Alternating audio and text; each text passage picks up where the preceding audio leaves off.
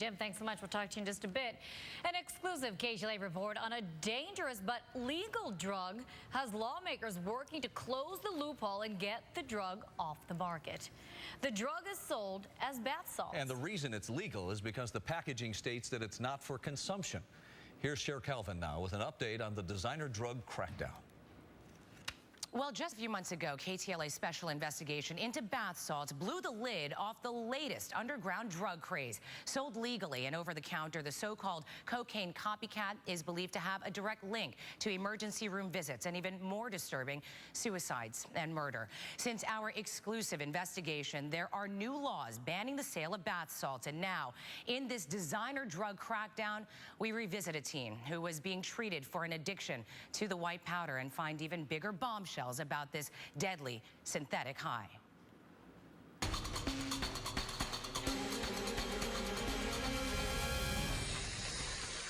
would say it's my main choice because it's cheaper than any other street drug.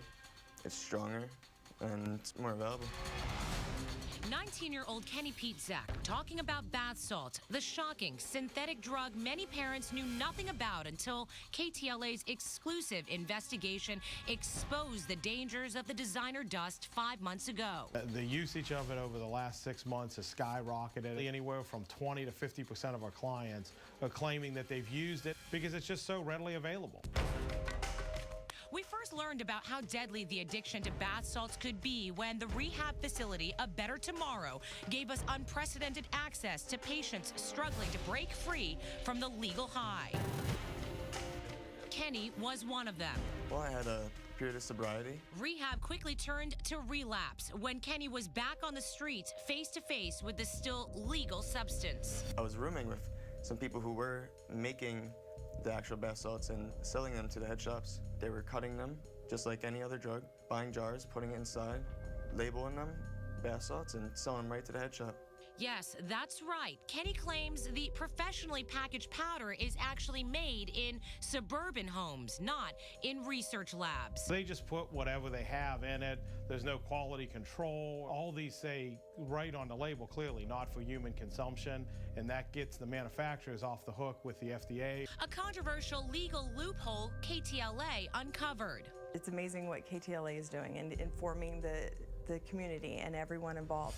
After our special report this past May, government officials have teamed up with KTLA-5 in its war against designer drugs. Now, just a few weeks ago, the bath salts ban bill, AB 486, was signed by the governor, making the sale of this packaged poison illegal.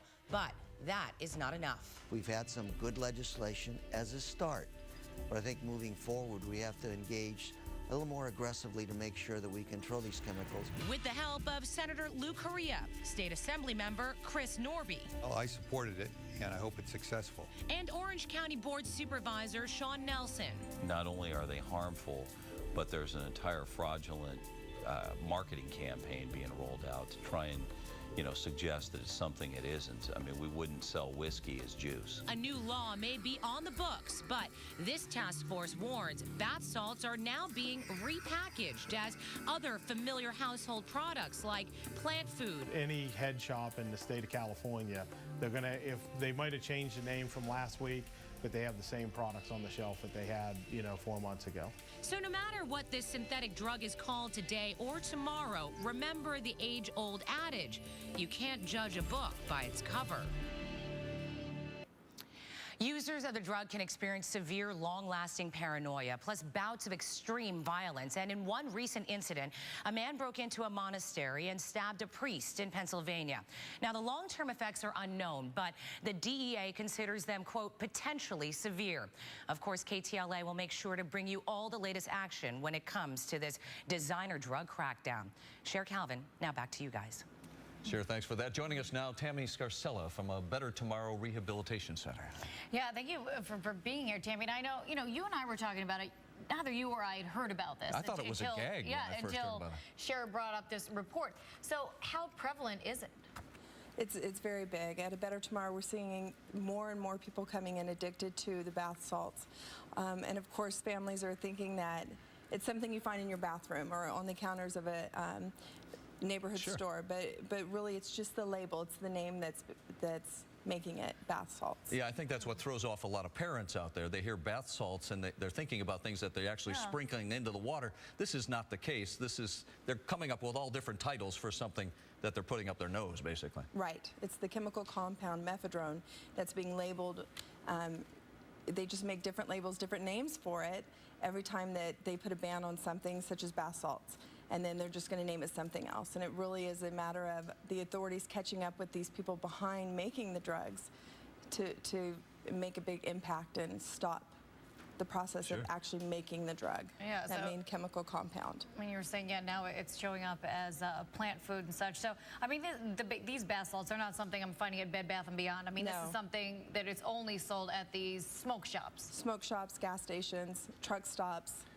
A lot of truck drivers use them. You know, it's not just teenagers that are doing this. It's people of all, we have people of all races, ages, everything. It's just a matter of the person themselves. You said you started to get a line on this back in 2010.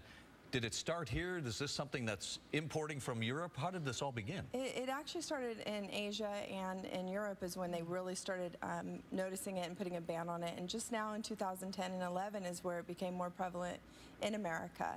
Wow, so it's just word of mouth, really, between people.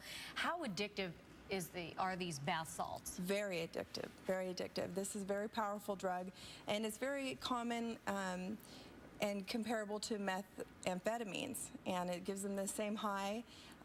You know, people will notice teeth grinding and real erratic behavior and paranoia that comes with that.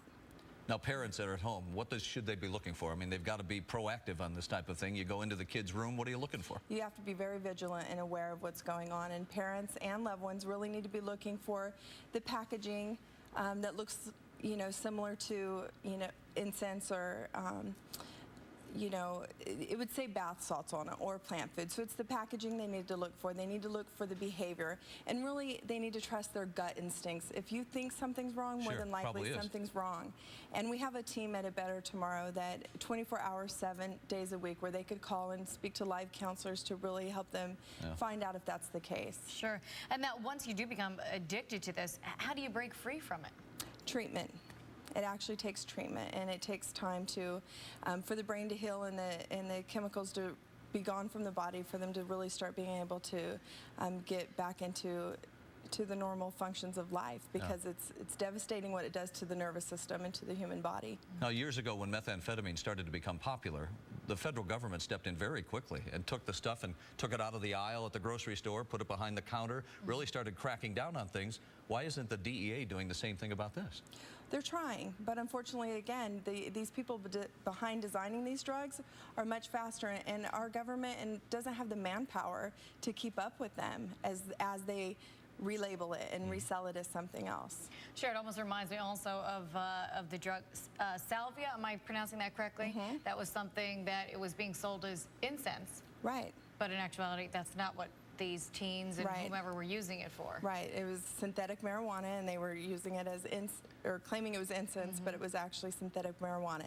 This is like a synthetic cocaine. And they're selling it as bath salts and plant food. But are they snorting it? How are they taking it? They're snorting it, they're smoking it, they're even injecting it directly into their veins, which is lethal. It's all lethal. Wow, and you said it's very cheap. So you have very young people buying this. That's right. They can go into these smoke shops. Have a friend who's 18 is all it takes to go into these shops. And KTLA and A Better Tomorrow as a team have gone and done several experiments with these places, and young people younger than 18 can just walk in and they don't get carded or ID'd. Well, what kind of damage is it doing to your body if you're taking this? It causes severe effects on the central nervous system again, like we said, and it affects the heart and the brain, and more importantly, the psyche. And so it's causing people to act out ready to murder people and hurt people or themselves. Yeah, unfortunately, this is something probably that's going to be sticking around for a while. We'd love to have you come back, Tammy, and talk about it. Yeah. All right, Thank we you appreciate so you coming in. Nice to see you tonight. Tammy, thank you.